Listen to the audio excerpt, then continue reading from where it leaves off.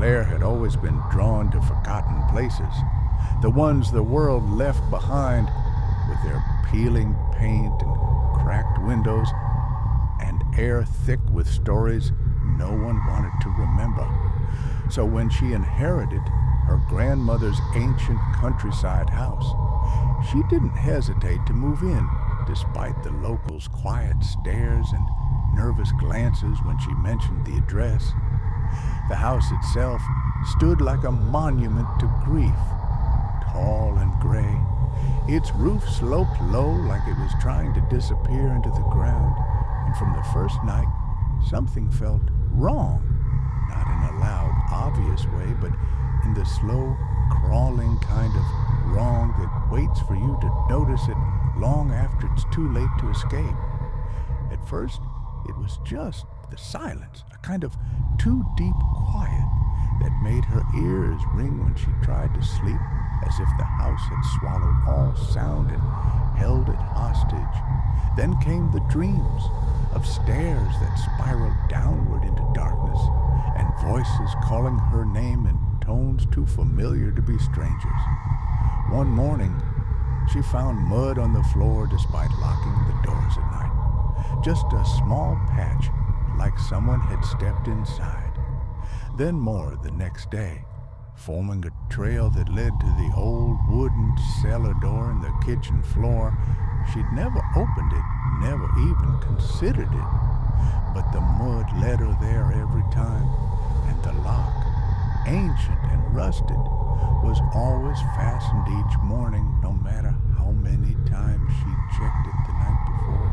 She started hearing things beneath her feet, soft taps like fingernails on wood. Sometimes whispers that danced in the edge of hearing, not clear enough to understand, but enough to make her heart pound. She convinced herself it was animals, rats maybe, though no traps caught anything, and no droppings ever appeared, just noise and the certainty of something watching.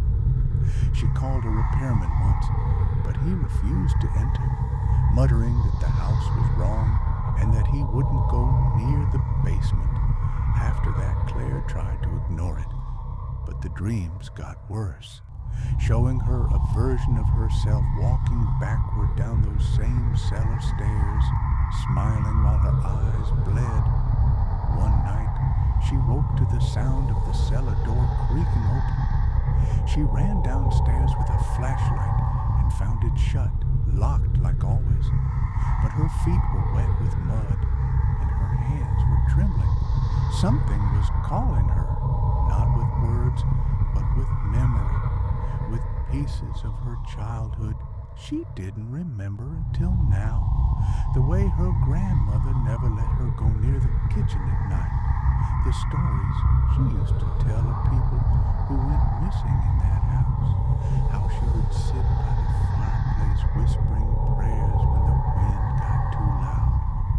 Claire tried to find records, any history of the property, but everything before 1923 had been destroyed in a fire, and what remained only mentioned the land was once used for gatherings, strange rituals, things unnamed. The locals wouldn't speak of it directly, only mutter that the house was older than the town itself, and some places shouldn't be disturbed. But Claire couldn't stop herself. Something inside her needed to know. So one night, after another dream of being buried beneath the cellar, she unlocked the old door. The metal groaned as it gave way, and a breath of cold air rose up to meet her.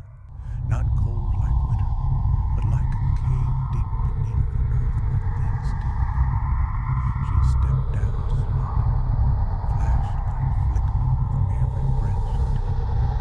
The stairs creaked underfoot, and the air got heavy. The cellar was larger than she expected, far larger than the size of the house above would suggest. Stone walls lined with symbols she couldn't recognize, and the floor slick with moisture and something darker, something thick. In the center of the room stood a hole, perfectly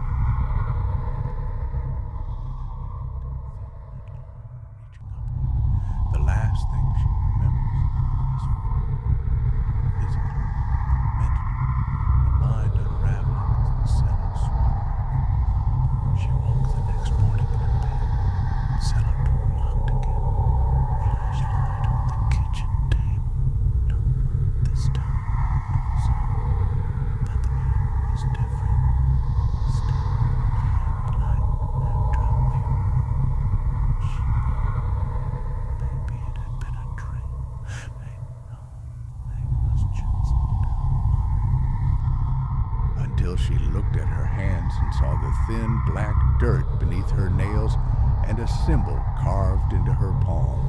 Not fresh, but old, scarred over like it had been there for years, only now revealed. And when she looked at her reflection, it didn't blink when she did. It smiled just a moment too long, and somewhere deep in the floorboards, the whispering began again.